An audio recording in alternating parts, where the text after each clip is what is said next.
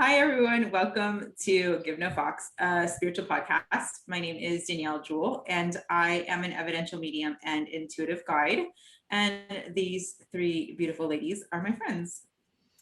I'm Allie Ruby. I am an inner voice facilitator, and I help people get in touch with their inner shit. Hi, I'm Cheryl Bradley, and I'm a functional medicine health coach who dabbles a lot in spirituality. And I'm Stephanie Fulgencio. I'm a former marriage and family therapist and business consultant, and now I'm a coach on a spiritual journey. Awesome.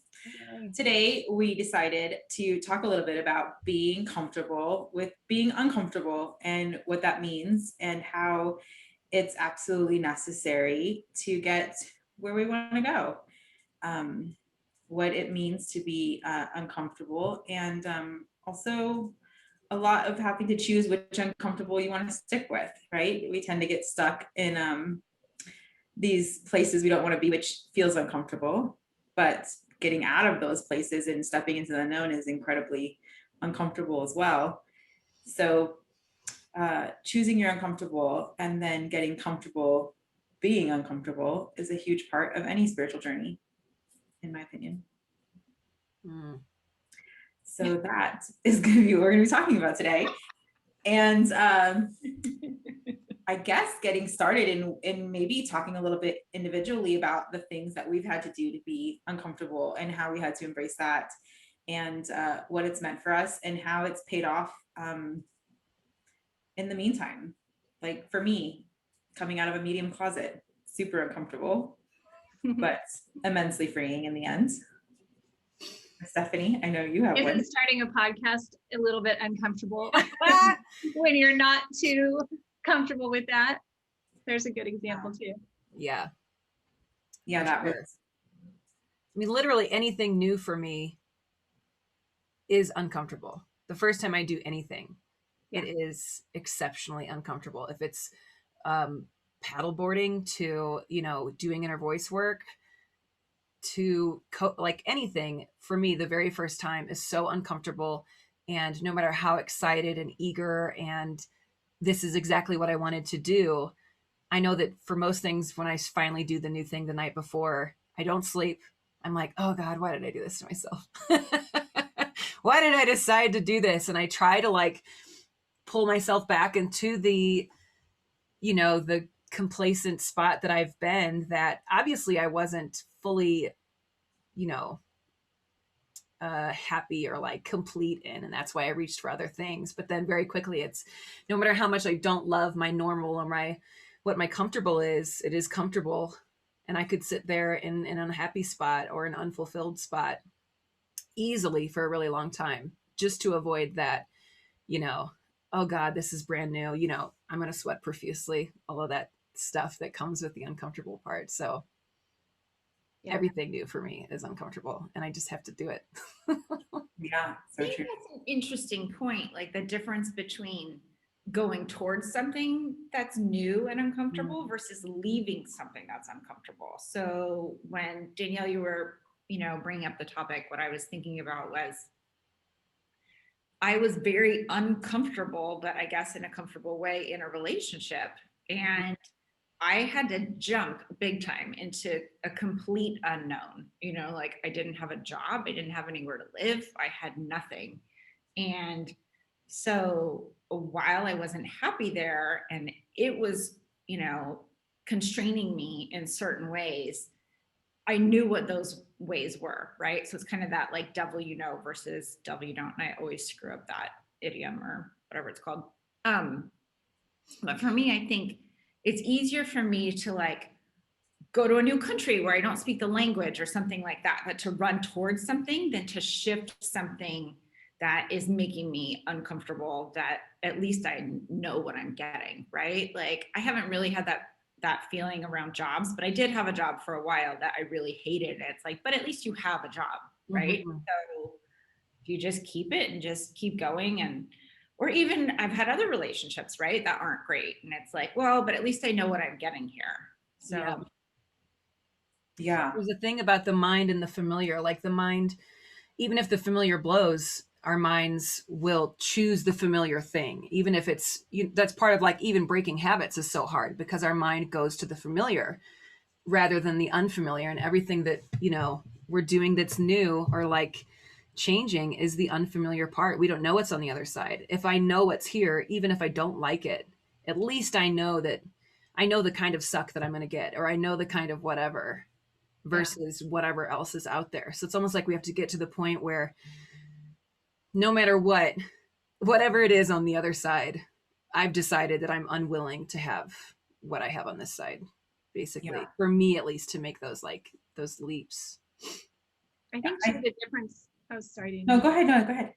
I think too, the difference that we're talking about a little bit is about that vague discomfort of like this vague, like constant discomfort versus like the intense, kind of quick discomfort of making a change. Mm-hmm. Even though that vague discomfort, we can just let it go on and it lasts forever. It ends up being over time way worse, way more uncomfortable. But in this very moment, it feels less uncomfortable than the big shift or the big change. It's kind of like chronic versus acute pain, right? Like you might have a really acute issue from a pain perspective, like breaking my arm, right? That was intensely painful. Whereas the long lasting issues from having an autoimmune disease have been, pervasive. Yeah. The other thing I was going to say, going back to you, Ali, was that idea of like staying, in that uncomfortable space. I think, I wrote a blog post about this, like how the ego keeps you small. Like the ego doesn't want you to change, right? Because whatever you have done up until now has been successful. Like you're still alive, you're still breathing. So it has worked. So it's going to resist any sort of adjustment to that. Like, no, we're not going to try new foods and try new sports because, we're not going to get on the hoverboard because we're going to break our arm doing things like that. That fear is there to keep you safe, right? That's the ego's job, is to keep you safe and keep you breathing, keep the body functioning. Yeah. Makes me, I have these lambs out here and I feel like all they're constantly they're so helpless, it seems. And it's almost like it feels like they're constantly running around trying to hurt or kill themselves in one way or another. And so all I'm constantly doing is just like, being the bumpers and meddling my ass off to try and keep these little dudes alive. And that's how I imagine, the mind or the ego constantly with its micromanaging and like naysaying in a lot of ways of everything we do, where it's like, oh God, please, just stop. But it's more like a helicopter parent than you actually taking care of lambs. Yeah, our minds are the original helicopter parents. And even in the saying of like getting comfortable with being uncomfortable, it's not, because people are like, well, then I'll just get comfortable being uncomfortable where I'm at. But I find that once we hit that wall, once we hit that space where we know where we're at isn't working for us anymore, it really doesn't matter what we do. You'll never be able to be comfortable with that. Like it never becomes comfortable. Yeah. Getting comfortable with being uncomfortable is more about making that jump and that move to get out of it, because that uncomfortability is there, but it's one that we can just have faith in and get comfortable having, because we know that while we can't predict the end, like we can in the situation we're staying in, we know that where we're going is not where we've been. And there's something hopeful about that. Does that make sense? Yeah. So I feel like once we hit those walls and we get to those places where like, this isn't working, we can stay there. We'll be miserable, but there's nothing that will ever change it. It's like, once we outgrow those shells, like there's no option. Like you don't shrink down. It just keeps getting, the walls just keep getting tighter and tighter and tighter until eventually the universe will spit you out on your face. You know what I mean? And then it's really uncomfortable, because then you have to try to figure out, well, what am I going to do now? But if we can get comfortable with that uncomfortability of making those leaps, we don't have to wait for the universe to kick us square in the ass, and they will every single time. Yeah, I feel like many times I've pushed it all the way to this spot where it's like, all right, dipshit, what do I got to do here? And then the universe just totally kicks my butt, and then it's like, okay, Sometimes you listen to the call, you make the leap, and then the universe still kicks your ass. Stephanie. Like it's doing to me. And then you just got to get comfortable with that too. That's the part of being uncomfortable, Yeah. is having the faith to see it through, because it is scary. Making like huge changes and big jumps is terrifying. And then putting yourself out there where you just feel emotionally completely naked and raw and vulnerable.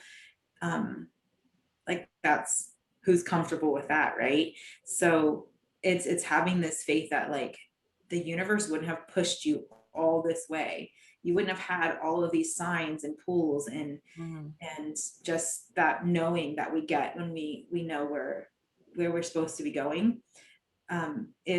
If they were going to just leave us out there hanging free, you know what I mean? Like we have to have faith in ourselves and in the process, because if we don't, then we kind of get ourselves stuck. And we could, you know, blame the universe a little, but we really kind of kick ourselves in the ass at that point when we do it, and then we're like, oh crap, I'm naked, what am I doing? Like, I don't know what's happening right now. How do you know the difference between the discomfort of like, this isn't where I'm supposed to be anymore, versus the discomfort or this isn't right or something, versus the discomfort of this is me challenging myself and pushing myself beyond my limits? I mean, I guess you kind of figure that out with intuition if you're you know, you're in touch with that. But I think even if you weren't completely sorry. Okay. No, go first. I was gonna say, I think too, it's there's a pattern that's gonna show up, right? So like if you're just resistant to change, like I don't know if I'm gonna articulate this well.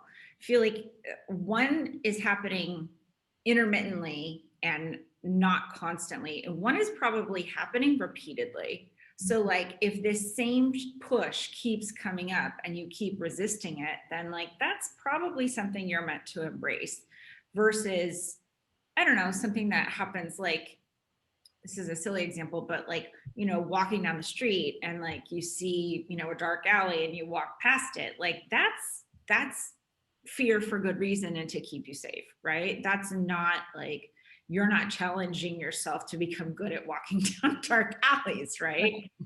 But when you have those relationships in your life that keep repeating themselves, like, oh, how come I'm the one who like always has cash to hang out with all the friends? How come I'm the only one who like, and I'm actually terrible about this, but who sends birthday cards or whatever your thing is, right? Like you keep finding yourself in those situations with various people's jobs, patterns, relationships in your life where the same thing is kind of happening over and over again. You know, like one of mine that I always talk about was, I felt like I had this giant Santa sack that I drug around behind me all the time, full of other people's issues. And I was like, why does everybody keep putting all their shit in my fucking Santa sack? Like, this thing is too heavy for me to drag it around. And then one, you know, momentous day in therapy, I went, oh, I put all their shit in the sack. It's me. I go, oh, you have a problem? Give it to me. I'll hold it for you. Like, let me have it. So that was, for me, a repeating pattern. And so it was really clear that like, this is me needing to grow. And to Danielle's point, get out of my own way. Like, this isn't, I'm uncomfortable because my life needs to change in some other way. Like, I'm the issue here. There is only one troublemaker. Yeah. It took me till my mid 30s to get to a place where I could fully embrace who I am. And it got to the point where it was like, and I would try to give it different meanings or different reasons or make excuses as to why I was kind of putting my toe in the water, if you will. You know what I mean? I was just kind of testing. And you get to this point where you realize that you can't ride two horses with one ass, right? Like you literally will know, like, whether it's a career move or it's a relationship, you get to these places where like, I literally just can't stay here a minute longer. Like, I just can't. Mm-hmm. And that's when I think that's the difference when you know, but then when you get out of it, you tend to forget when you're in this new scary thing, you tend to forget how it felt, why you had to leave when you feel so raw and so vulnerable, or you feel like it's not happening as fast as it should, or you can't predict the outcome like you had been predicting the outcome for so long. And then we panic and we think, oh wait, did I make the wrong move? Was I not supposed to do this? Is this not working out the way it was supposed to? And then we get ourselves stuck again because we're putting up all of these doubts and insecurities. And we have to just remember that, like, the reason we made this jump was because we literally couldn't stay where we were anymore. I mean, at least for me, that's how it was. It was like, I know I can't do this anymore. Like this, I can no longer have this where I was writing, I had my legs on either side here. Like I can't do this. And then even, I'll use my husband as an example. We just made a big move and it kind of came out of nowhere. I remember telling Cheryl about it. I'm like, for a long time, we'd been talking about what we were feeling. Like both of us were getting a lot of signs and ideas. And we just kind of knew that what was happening wasn't, supposed to be happening. And so we had started about a year and a half prior to like really trying to make a plan and put together like savings and try to decide exactly what we wanted to do. And we didn't even really know what our end goal looked like. We just knew that the walls were starting to close in on us. It wasn't what was supposed to happen. And we would talk about it, I feel like, until we were blue in the face. And we always had these dates out here, like, we're not ready yet. We're not ready yet. We're not ready yet. And then one day my husband left for work. It was like 15 minutes later and he walked back in the door. And I was like, you all right? He's like, I literally couldn't do it. I couldn't make myself drive there. I couldn't do it. I just can't do it anymore. And I was like, well, shit, we're doing this now. You know what I mean? And we did everything without telling anyone within like a month.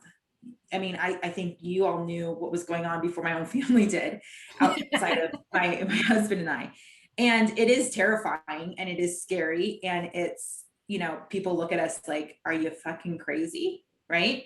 And it's like, yeah, maybe, but also I can't go back. I don't want to go back. So I have to have faith that, that the universe wouldn't have pushed us here if this wasn't where we were. And so for the first time in our adult lives together, we're actually, because we've had this, I mean, we've been together since we were babies. So we've always had this really bad habit of running. When anything happens, we just run to the next thing, whether it's a change or a move it's like the minute we feel uncomfortable, we think like, well, if we keep the big thing the same, but we make these little changes where we feel like it's basically like running. And that's what we have done our whole life. And for the first time, we jumped, and I jumped because I felt like it was a conscious choice to do so. I wasn't running from anything. And so for the first time in my life, I just won't let myself go to that self-doubt place. I have to have faith that, that the universe and God would never push me out there and let me fall. Yeah. I think that faith and trust is a huge part of it. And that is so challenging, to have faith that even when something feels very uncomfortable, that it's still the right thing, or it's still, the direction that you're supposed to go, and to maintain that faith. Because I mean, for me, I think that, I had a huge dose of like, I don't know what, similar thing to your husband when I quit my job, when I was being offered a new project in my job, and everything inside my body just clenched up and was like, no, I can't do this anymore. It just didn't feel aligned with me anymore. And I jumped and I felt so great, but it didn't take long for, all my normal, conditioned thought patterns to start fucking with me and like, getting me all jacked up. And it's been quite a process. And I think that trust and that faith is the key there to being able to keep going without sort of throwing wrenches in your own way, which is, what I think our minds and our ego tends to try to do. Like go back to status quo. It was safe there. Yeah. Don't do this. Mhm. Don't do this. It's so easy to romanticize it when we're not in it anymore, basically. Yeah. And we're in the next step of like, holy shit, the bottom's dropped out and I'm just out here at sea. Remember when I had all these anchors that I resented and hated, but at least they were anchoring me. For me, I know that when I make those jumps and I'm in the uncomfort, or even when I'm approaching the jump into the, basically the new uncomfort from a previous uncomfort that is comfortable too, because I've had it for so long. There's this thing of excitement too. Like, sure, I have all this terror. I have all these things of like, who am I to? Why would I think this is a good idea? This breaks all the rules or whatever that my mind has created. But I also have in the corner up there, I'm able to think and daydream and get really lit up with the possibilities and what it could be. And when I think about that little daydream up there, and then I think about the position that I'm jumping from, I don't really have any of those little daydreams, like none of those little sparks, none of those little big possibilities of what it could look like really exist. It's just like, oh yeah, it's just this. It'd be just this right here. That's a good point. Yeah. Right. Yeah. The excitement and the inspiration. That's the expansiveness, that Yeah. I think is a huge sign that you're moving in the right direction. Yeah. It's just really easy to lose that when we can't see so clearly where it's ending up, Mhm. or it's not as steady, especially when it has something to do with like, well, I think two things, I think work related and then relationships. Well, those are pretty much the only two, but like the biggest ones I think that people get stuck in the most are their work relationships and their personal relationships, their romantic ones, because there's a sense of security to both of those, right? You have a job, it's a steady paycheck, it's coming.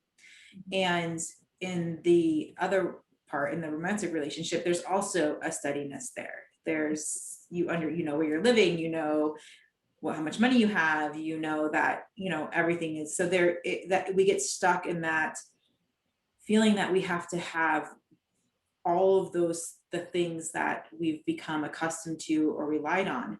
And we tend to not understand that all of those things that we've become accustomed to and comfortable with are all tied to the thing that's holding us down and making us small and keeping us away from our general purpose. And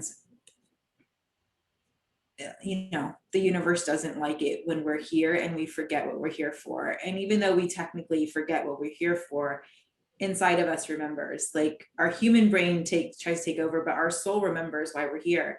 And so it'll constantly be trying to nudge us into that direction of where we're supposed to be going and what we're supposed to be doing.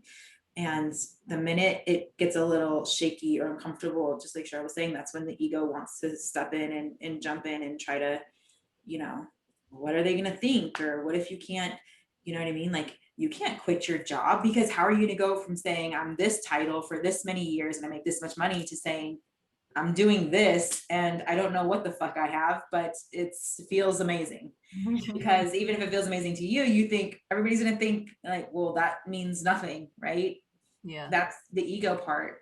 We forget that this life is for us and not for anyone else. And especially this day and age with how easy judgments come via the internet.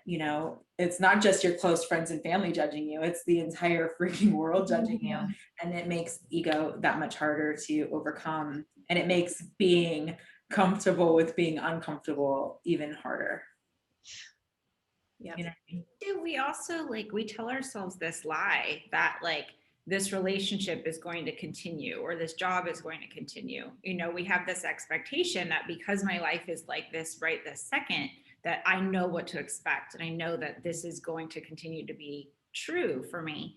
And, for those of you who are new to us, I work for a hospice and have for many years, and there are no guarantees. So we can tell ourselves that this relationship or this marriage, or even, I hate to knock on wood, this child, these things are going to continue, but there's no guarantee that that's going to continue. You really don't know what's coming. And I think the more you can stay present with that idea and with the fact that I want to convince myself that I know what's coming, but I actually don't. I think that makes it also for me at least, a little bit easier to embrace the unknown, because I think it's an illusion. I think it's Completely. Yeah. I think we all learned that quite a bit, just this past year with COVID, like Totally. just nobody expected that shit. Like tons of people lost their jobs, lost family members. Just, I mean, it's pretty insane that happened. So I still, sometimes my mind is still blown that whole thing freaking happened. And, I think it's just such a great example of like, we cannot necessarily count on anything, I mean, the only thing that we can count on is that we know that things will change. Yeah, that's the only reliable constant thing is change, basically. Yeah. The only thing that we can know for a fact is going to happen is change, even though we do, like, it's built into our society and everything, that feeling and agreement that it's like, no, you get the job and you stick with that job even if you hate it, at least it's reliable, when really it's not reliable. I could get laid off, or all those things at literally any moment without any notice. It could, or any moment I could just get hit by a bus or something. Like, reliable is baloney dick bullshit. It's not real, but we like count on it so hard, and We it want stops us from doing the things we want. Yeah. And I mean, I think it's probably happened to all of us in one way or another, but you'll see someone who's just is salty as hell, just bitter because they were in a relationship for 15 years longer than they wanted to be, or they were at a job for much longer. Like, they knew they hated it, but they were like loyal, right, to this job, expecting the same. And then your job, one day you walk into work and they're like, this is your replacement, thanks for everything. Or your husband mounts up the 20-year-old next door, and you're like, I fucking stayed with your ass, even though you're like 80% of what I don't want, and this is what you're gonna do to me. And then we blame them, and it's like, really, it's like, we can be angry and bitter at them forever, but like, the universe gave you 15 years to make this decision yourself. And so we'll put so much into it, and we think we're loyal, and if we work hard enough or love hard enough, we'll get, and it's like that saying, like, if you do what you've always done, you'll get what you always get. And that's very true. But we humans and our dumb brains like to think that if we do what we've always done, but we just put more and more effort into it, then maybe all of a sudden the result will be different, right? Like, just love this asshole long enough, he'll stop being a narcissist and he'll choose to love me back. And that doesn't work. I've tried it. And then screw, like, this one didn't work, I'm going to move on to the next same scenario guy, but I'm going to love him so much harder. Like, I am going to win this and break all the rules and change the odds and be the exception. Sorry, keep going. Well, so maybe back to Stephanie's question about how do you know when, like, where's that discernment piece come in? Like, if, at least for me, if I'm repeating that pattern, if I'm dating that same dude again, who, looks a lot different, or maybe doesn't, quite frankly, from the last one, but they act the exact same, then like the common denominator here is me. So maybe part of that discernment process, at least for me, is, what is my role in this? How am I contributing to this? Like, what do I need to look at really closely internally and modify? Don't expect that what you're going to get from the universe or from the world or from life is going to be different if you're not different, right? Yeah, I've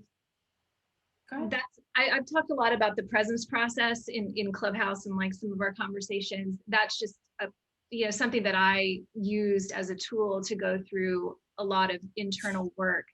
And he talks about that if you ever find yourself saying, why does this keep happening to me? That is like a surefire like sign. This is a lesson that you have not learned yet. Like, find the lesson and internalize, what it's trying to tell you, or else it is just going to keep happening. But that's such a good trigger, because I think a lot of us have that thought, like, why does this keep happening?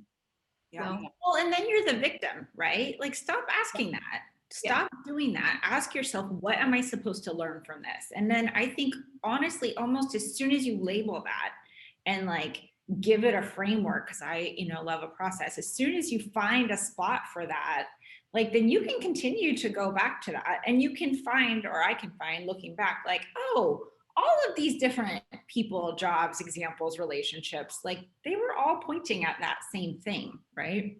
It's so empowering to see that and to know that you can do something about it, and it isn't just happening to you. Like you said, you're not the victim. It's like, do something. We like to look to outside people to make us comfortable. Like, we want to blame everyone else for our uncomfortability, and we want to look to others to make us comfortable. Like, well, if my job would just do this, or if my spouse would just do this, or if my family would just get on board with this. And when they don't, we like to blame them and get angry and bitter and have grudges and hold on to these hurts. But we have to realize that, like, our uncomfortability and our comfort level with what we want to choose to accept and to grow from, it really does come to us. We don't always get to control how we're treated or the aspects of what happens to us, but we 100% of the time get to control how we react to it and what we take from it and what we decide to do. And so I think one of the biggest parts of doing this as well is learning that you cannot rely on or expect anyone else to make you comfortable. If you're uncomfortable or it's not working for you, they're not the ones that need to change. You are. And that is probably one of the hardest things, because nobody wants to look at themselves and be like, what am I doing wrong? Why am I here? Like, it's me. What am I blocking? What am I doing to keep myself here? Nobody wants to look at that. But Yeah. I think initially we don't want to look at that when we're not used to it, but it seems like once you start doing it, it gets easy. Much easier. It does. And it becomes a really interesting process, because then you do gain some empowerment through, like, being able to, work on yourself and shift things that can actually change the way you experience your life. Yeah. It's just a tough shift, I think, in the beginning, from like being in that mode where you feel like, these things are happening to me and it doesn't have anything to do with, with me and what I'm doing or thinking or how I'm experiencing it. That initial shift is tough, but then I think it becomes almost like addictive. Like, I'm just like, I know we're all the same way. We're all just like constantly like, okay, what is this saying about me? And, what did that person coming into this, say about us? Yeah. When you quit putting the weight on them and you allow yourself to, like, do that, it does become so much easier, because it's so freeing. It's an instantaneous change. Because if we're waiting for them to stop doing the thing that's pissing us off or making us uncomfortable, we're going to be stuck waiting forever, because we have no control over their journeys. So it's incredibly freeing, because, like, the minute you're like, okay, cool, what can I do to change this? What do I have control over here? And be comfortable making boundaries and all these things that are uncomfortable in this life. It's uncomfortable to have boundaries. It's uncomfortable to have to change your relationships with people and change the way that you interact with them and all these different things. But the minute you do, and you realize how quick you can get comfortable again. Like, it doesn't have to be these long journeys of, like, until it's like ding ding. Like, once you get it, it's like, okay, I don't like this. It doesn't feel good. So what could I do to change it? And then when you just put all that focus on you, it's not even a negative thing. It's like, I can instantly make this feel better by just making a decision. I don't have to wait for anybody else to do that. And that is a huge part of becoming comfortable, I think, is really just learning to love and trust ourselves and stop waiting for everyone else to catch up. Yeah. I had a client that I was talking to about this, who was leaving a challenging relationship.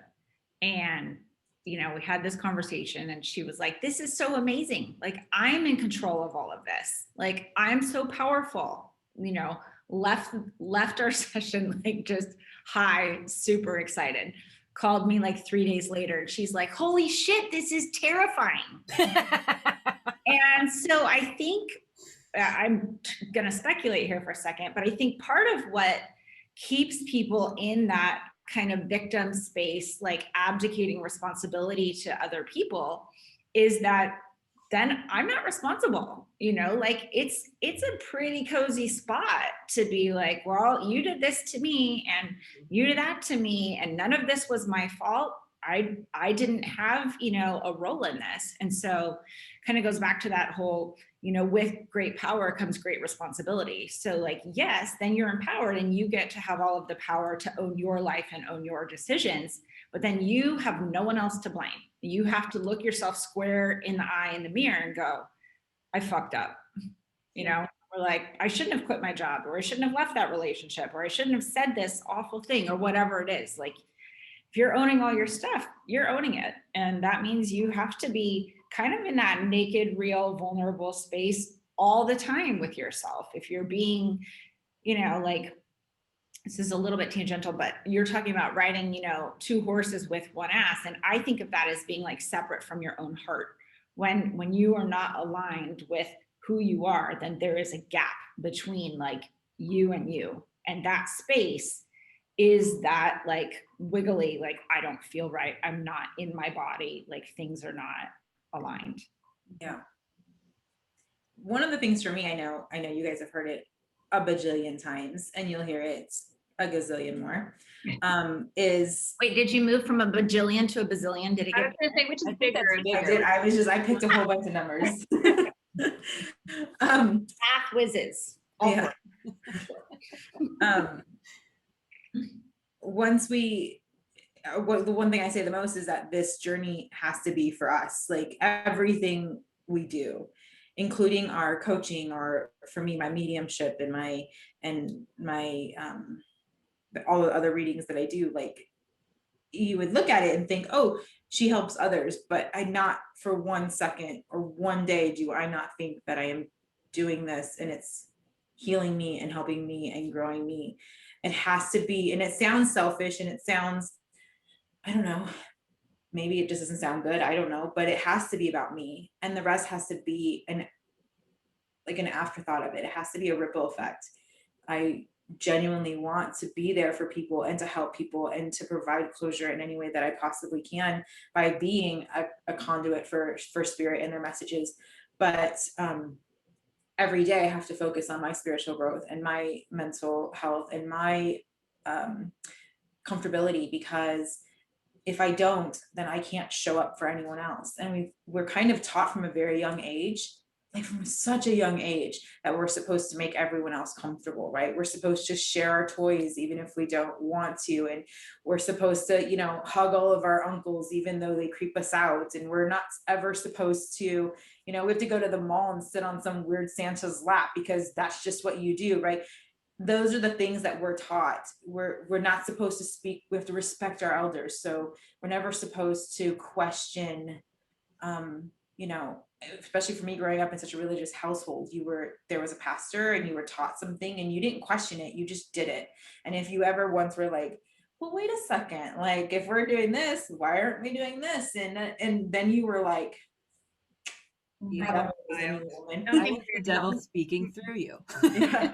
We are taught from such a young age that everyone else's comfortability is more important than our own. Yeah. And how we appear to others is more important than how we actually live. And those are two very ass backwards ways to live.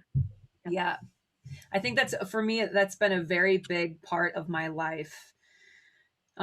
Just with like codependence and all those things that were just totally up my butt for so long. And definitely still, you know, they still show up in plenty of places in my life and experiences. But now I'm able to witness and recognize and be like, oh God, you see what I'm doing here?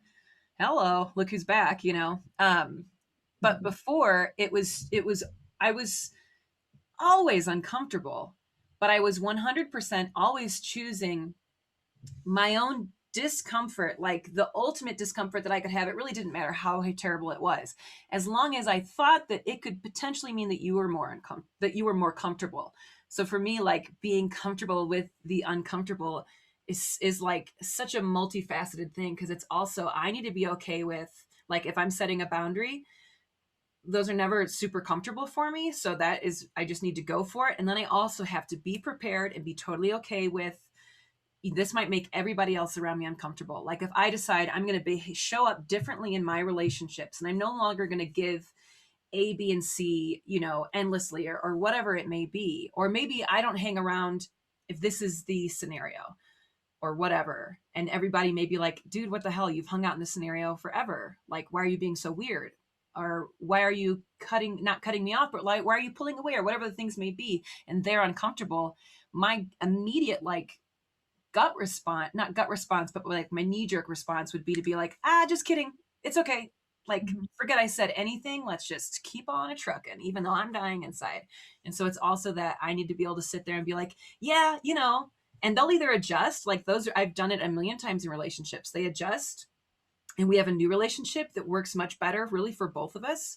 Or they're like, well, that doesn't work for me. And then that relationship goes by the wayside, which is also totally fine, because it's not cool. It doesn't work anyway if I'm just showing up dying inside. It's not a relationship that I have the energy to keep as it is. So this thing just goes in so many different directions for me.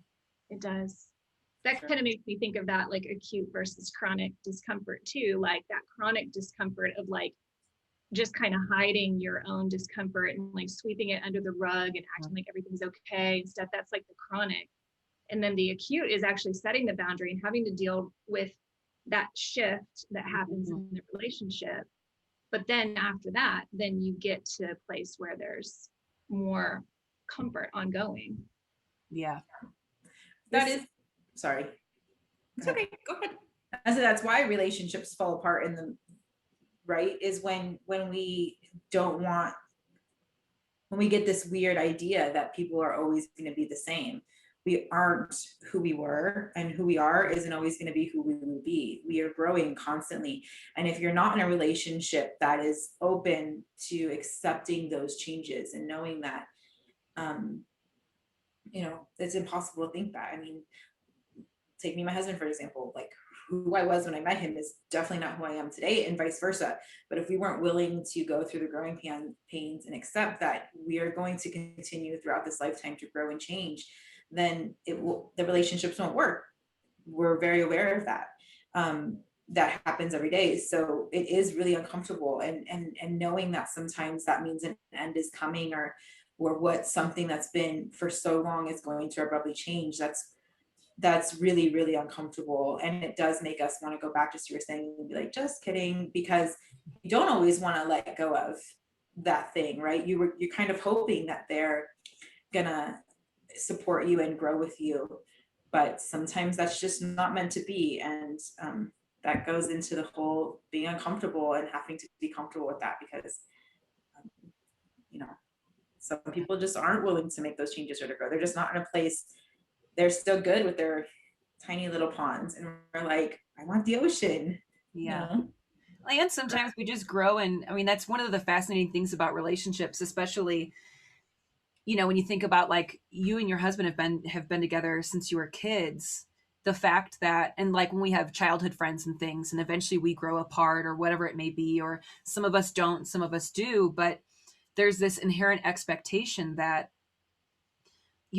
like you said, nobody's going to change here. But not only are we, of course, going to change, but then it's fascinating and beautiful when we also grow and our lives still have some way of a parallel thing where we do still make sense for each other. But it also happens, and is totally okay, that we may totally grow like polar opposites where nothing about us makes sense with each other anymore. It doesn't mean that like there's malice or anything like that. Like I can still love the shit out of you, then also realize like, who doesn't make sense? Us. Yeah, and that's totally cool. Like stop thinking something's supposed to be forever. Nothing is meant to be forever all the time. You know what I mean? Yeah. Some relationships are for a lifetime and they last a long time, and that's amazing. But some of them last far longer than they ever should have. And we get so stuck with not wanting to say goodbye to what doesn't work that we are missing out on everything we're supposed to have. Yeah. When we let go of those, a lot of times we clear up space in our current life for the things that do like feel really amazing, really align, light us up. It's easy. It's just like flows. Relationships are effort. It is. It's work all around, but it's beautiful work, and it feels good to do, but it's not like it's a plant, you got to water that shit. And so when I'm no longer watering this plant that feels terrible and doesn't make sense for me anymore. Or maybe the lighting in my house would never work for this plant. I mean, honestly, I have a Norfolk pine right here, and we don't have anywhere shady enough inside of our house in the summer. And I'm just watching this guy suffer.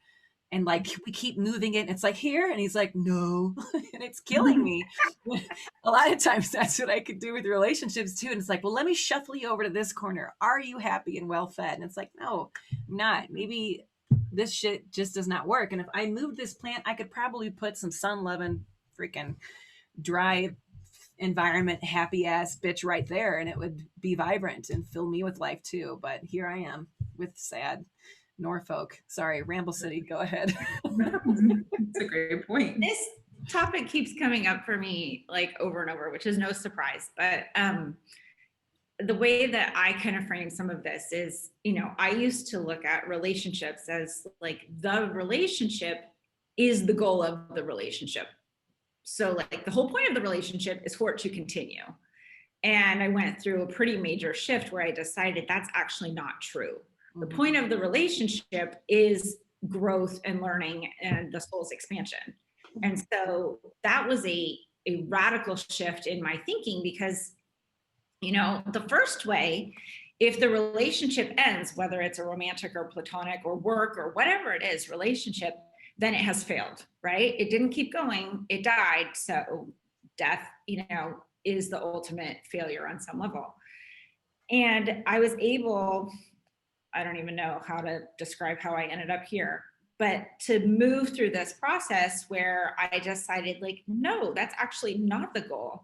Like the goal is, you know, like I said, growth and learning and the soul's expansion. And so that was a huge shift for me because now every single relationship is by definition successful so long as you're learning from it, you know, like, and actually, even if you're not, even if you do date the same guy in 3 or 4 different bodies, but you eventually learn the lesson, then like, I guess it was just like one long drawn out lesson. Yeah. Sometimes you gotta get the puzzle pieces from a lot of different sources, but as long as you can complete the puzzle, then you're doing all right. Yeah. But it just what you said, people put failure on so many things. Like if you have what somebody would look at as a thriving career or a respectable career, and you decide that you're kind of done breaking your back to make someone else comfortable, like Mr. Rich CEO over here, and you're not even doing what makes you happy, and you're not doing what makes you feel like you're fulfilling your life's purpose, your soul is like that poor tree over there just dying. And no matter where you move in these companies or in this relationship, your soul is, it's not a comfortable place for it. And then we think like, people are going to think we're failures, or I couldn't make this work, so I must be a failure. And that's just, it's such a horrible, toxic way to look at it because, man, I would rather just have the bare necessities and be truly happy than have, I have this shirt that I love to wear. It says, a crowded camper is better than an empty castle. Like I'd rather just be stuck in this tiny place and be happy and loved and fulfilled than have everything everyone else would think is success and feel lost. Yeah. I think that's a really good point too. Like a lot of times the discomfort that we feel is from our perception of what other people think, or other people's judgment or evaluation, or our own, you know, judgment and evaluation.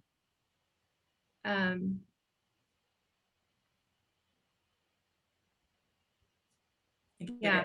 Silence. No, I get it. That's my thought. That's totally it though. It's just the external. I know for me, one of the biggest freaking roadblocks for everything is when I go outside of my own mind and imagine the other person looking at me. And then it's like, oh yeah, well, I'm just going to crawl under my table and that's where I'll stay for eternity. Exactly. I think that was what I was getting at. And it's so not even, it's just this, it's just a thought. It's just a thought. Yeah. Well, the truth is like, people are so freaking self-absorbed. Like for the most part, they're not doing it. And B, people who are doing it, you don't want anything to do with those people, right? Yeah. Like they're not. And that's what sorry.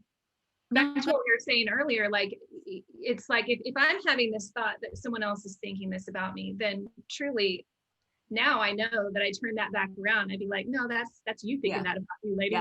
Like, and then you can work it out within yourself, and it doesn't even have anything to do with the other person. Yeah. And really, even if people were thinking it, like, who the fuck cares, right? I know it's really hard to say that, but it's true. Like, there's always going to be someone either proud of you or judging you. You're never going to be even with everyone. And that's true in so many things too, just in life in general. There will always be souls ourselves are all on different levels. Our experience and our growth is totally different. We're all, maybe I've lived 6 lives and Cheryl's lived 1700. Who the hell knows? Like, our souls have different journeys, and we might not be in the same place right now, but we will end up in the same place in the end.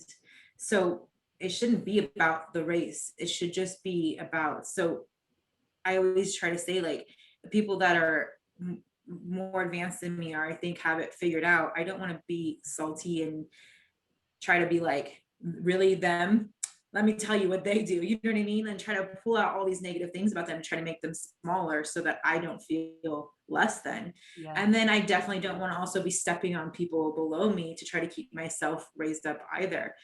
There should just be like this healthy understanding that, let me learn what I can from whoever is willing to show me, and then let me be a guiding light for anyone who's in the position I'm in behind me, because I don't care who gets there first. I just want us all to get there. And that is not the way so many people look at things these days. Yeah. And that's sad. Yeah. And it makes people work much harder than they have to. And it helps us feel like we have to stay stuck in these places that we don't want to be in, because it's like, well, I can't say that I'm a father and I don't have an actual job at a company, that I'm just making my own money and you know, I'm doing what I love, and it maybe is not paying me as much as I was getting paid, but I'm sustaining I'm taken care of. But people will think that that's a failure. That will be, and it does have to be so much about just trusting the process and knowing that if you have faith in what you're doing and you're doing it with the right intentions, then the universe will always give you what you need. It'll help maybe a little bit with that uncomfortability and that fear of making those jumps and those moves, because it's inevitable. We will almost always, it's like the coyote that like is chasing the roadrunner, and he like runs off the cliff, and he's like just across the air, and then he stops and realizes that he's in the air, and then he just drops like a ton of bricks. We do that to ourselves. We're like going, it's like we're out there, we jumped and we're soaring, but then all of a sudden we stop and we look like, oh shit, like we're really out here, and then down we go. And that is the part we have to try to be like, okay, wait, never mind, I'm gonna start running again. Like, I was doing just fine until I got in my own way there. Fucking bang. The good thing about life is, like, unlike the coyote, if you start dropping and then you realize what you're doing, you can start running again. You don't just fall to your death. You don't always have to make, a Danielle shaped hole in the ground. But also, if you do, you can crawl right back out of it. I mean, even if you've got stars swirling around your head for a few minutes, like, you can get back out of it and do it all over again. That's the kind of the great thing about it too. Like, we get infinite chances to get this right. And the sooner we want to get it right, the easier life is going to be. Because if we don't figure it out, we're going to come back, and not only are we going to have a new lesson, we're going to have an old lesson, and then we're going to really feel shitty. It's a heavy life. But yeah, it's never easy to make those choices and to be comfortable with being so uncomfortable. But it really is, because I get asked a million times, and maybe it's my own way of processing things, and it's my own way of, and it's why I work so well with others, because I'm not a this is how you do it kind of person. I'm like, you just do it. And they're like, what the fuck does that mean? They're like, okay, but like how? And I'm like, I don't know, you just do it. Yeah. For me, it was about making a choice. And that's kind of how my life's worked for me. The minute I make the choice, I just do it. And so I want to say that. And some people are like, yeah, that doesn't work for me. And I hate you now. Right. But it's kind of is. And maybe we need a little help understanding how to make that choice. But it really does come down to choice every single day to choose that we have the faith and we trust ourselves and love ourselves enough to know that we're worth the effort every day. Some days more than others, you know. Mhm. So I walk in the bathroom the first thing in the morning and I'm like, holy shit, what is this? What is all this happening? And I have to just remind myself that I am worthy of love no matter what is going on the outside.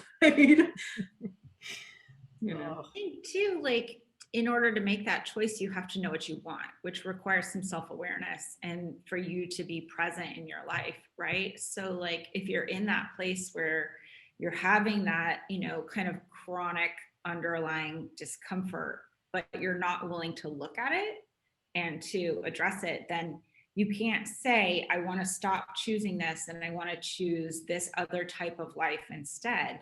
So there has to be some sort of process, practice, event, something that forces you to take a look at it and really see what it is that you do or do not like in your life to be even in a place to be ready to make a change. Like actually, and that's way before you'll be ready to make the change, but to even know that a change might be warranted or possible.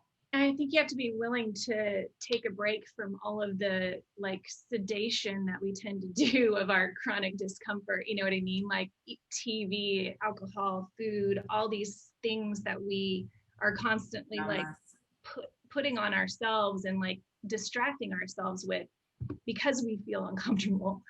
Because I mean, we all have uncomfortable feelings all the time. It doesn't necessarily mean something's wrong. You know, there is just like a lot going on in our emotions and our bodies and stuff. But when we've got that, I mean, I've told this story a few times about like the whole first 6 months of COVID. I was drinking 2 or 3 glasses of wine or, those seltzers each evening. And it felt like it was okay for a while. And then I realized like I am totally numbing this whole thing out, like, and it's not just that evening after 5. It was, drinking one night was, still like I was still numbed out the next day, and it became this constant thing. And I think a lot of people are living their lives like that, whether it's alcohol or something else. And we have to be kind of willing to clear that static out a little bit to actually be able to feel what we're feeling and do something about it. Yeah. A huge part of being uncomfortable is feeling all of the feelings. And when we numb it with whatever it may be, whether it's a substance or it's food or it's exercise or it's TV or whatever, social media. Some people will mindlessly scroll. I mean, well, we just had a birthday party for my daughter and I can't even tell you, like I look around and I see the people that are just tap this tap that. And I'm like, do you not notice that there's like 40 people around you having a great time and you're like, there's so many ways to numb yourself. And if we don't feel the feels and we don't understand what's making us uncomfortable in the first place, what's pushing us to, and we just try to stay complacent, then we will never make that change. And sometimes we don't know exactly where we're going or what the next step holds. Sometimes it's not even about knowing exactly where you're going. It's just knowing where you don't want to be anymore. And that's in itself can be a way to propel you forward, because we might not always know exactly what the end is going to look like. I know every time I think I've got it figured out, I realize that I really don't, but I have a general idea of, and really it's just about my own compass. Like, as long as I'm still feeling good about it, then this must be the right way. The minute that I'm starting to feel like lost or like I'm forcing something or it's not fitting, that is a huge sign for me that I need to stop and reevaluate. And I might not understand exactly why I'm feeling this way or where this means I'm supposed to go, but I just know that it means I'm not supposed to go here. And it's trusting your instincts on that, and undoing, 40 years or however old we all are of feeling like we have to fit into these boxes and make everyone else comfortable, even if it means that we aren't. Yeah.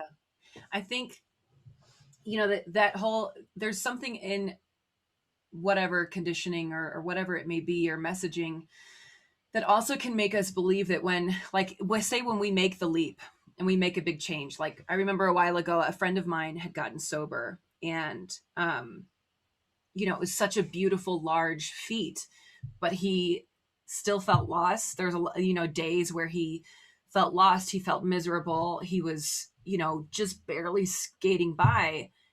And because of the kind of programming that feeling bad is not okay, like if we are uncomfortable, if we are sad, if today I'm a crabby asshole or whatever it may be, that means we're doing something wrong, that there's an incorrect something here, when really it could be maybe we just need to feel the feeling. Like, I don't need to reach for the food, the TV, the booze, even the person, the whatever it is, whatever can distract me externally from what is going on internally. Yeah. And just realize that it's okay to not be okay. Like, maybe I feel like trash today. That's okay.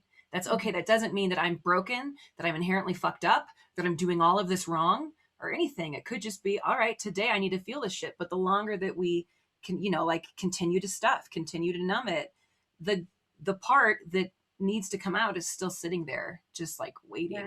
and honestly getting louder. Right? Yeah, and leaking. Clean up. Yes. Yeah. You got to feel it. Yeah. Emotions are like, sorry.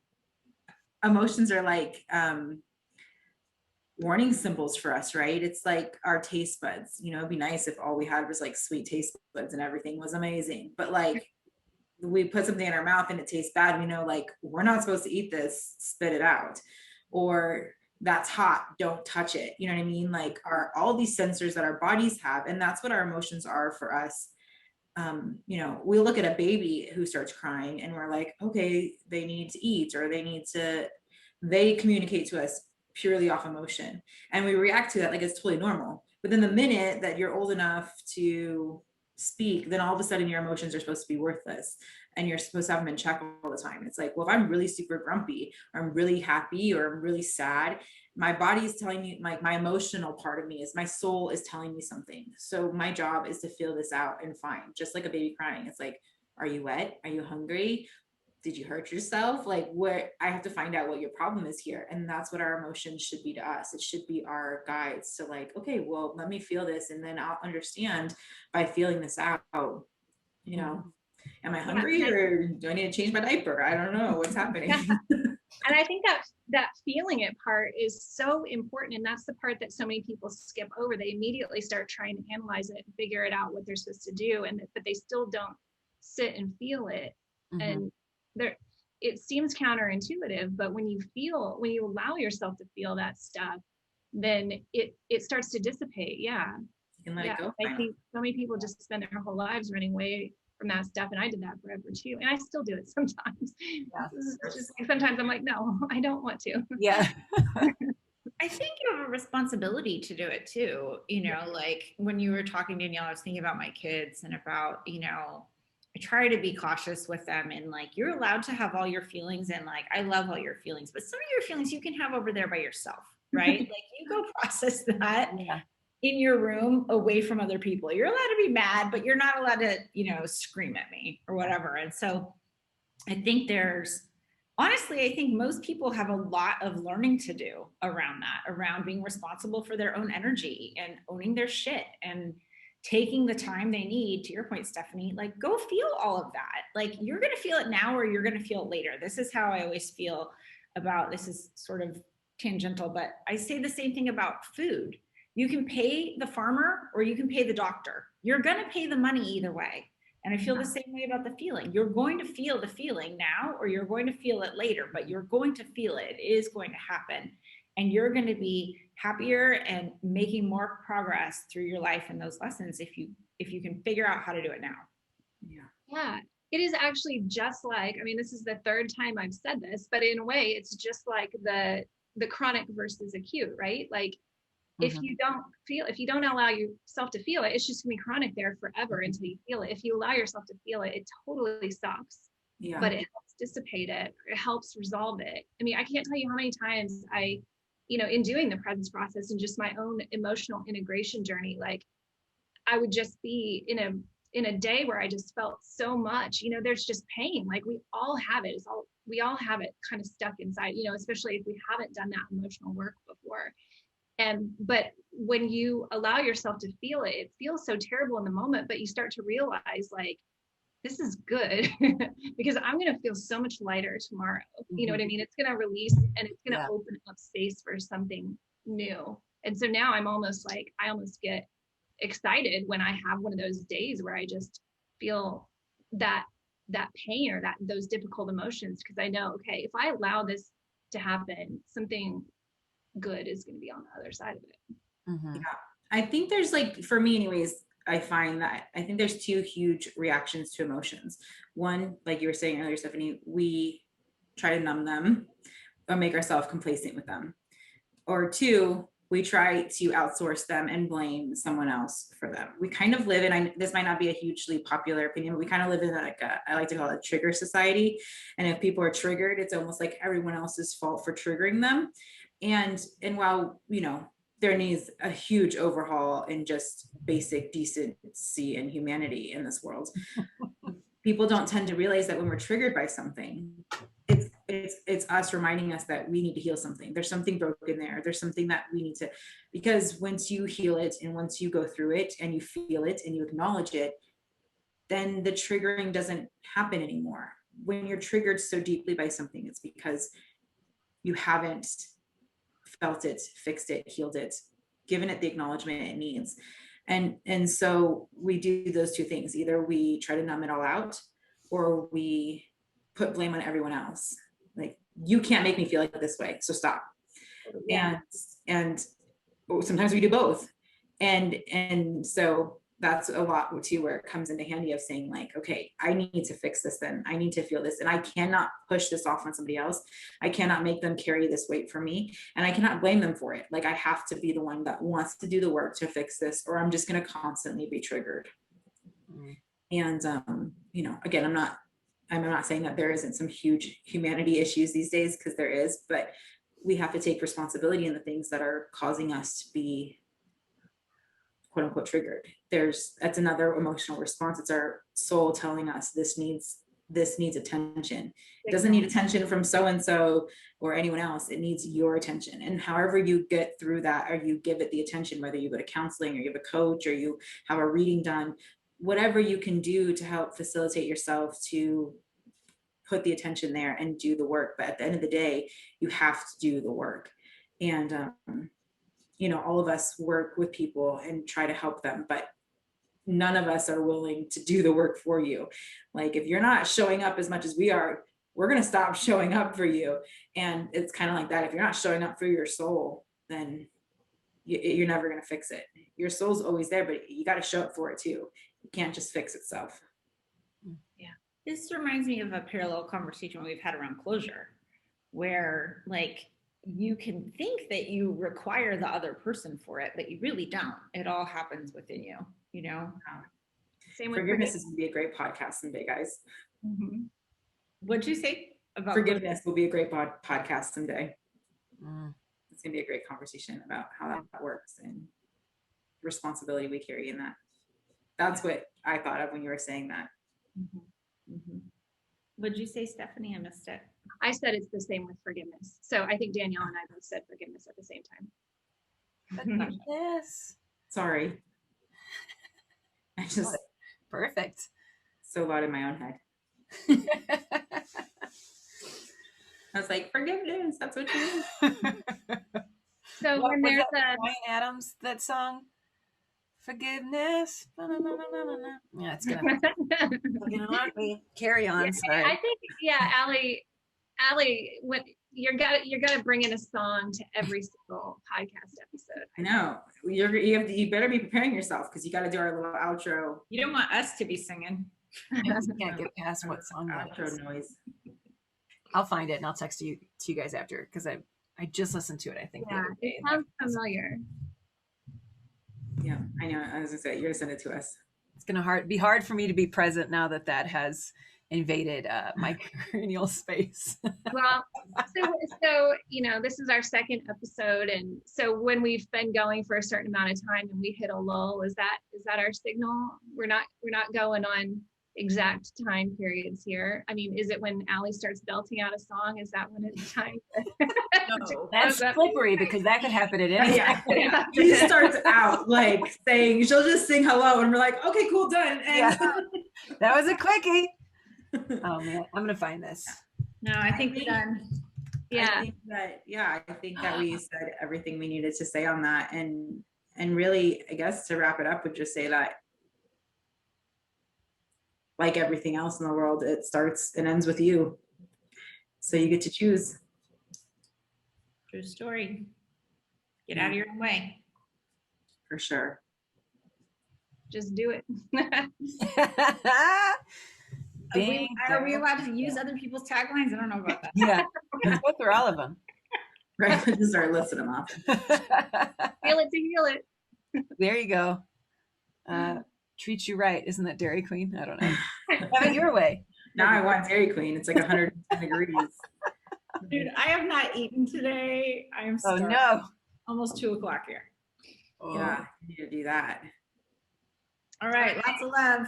Yes, thank you everyone for listening. And I hope we made you a little comfortable and uncomfortable at the same time. Hello.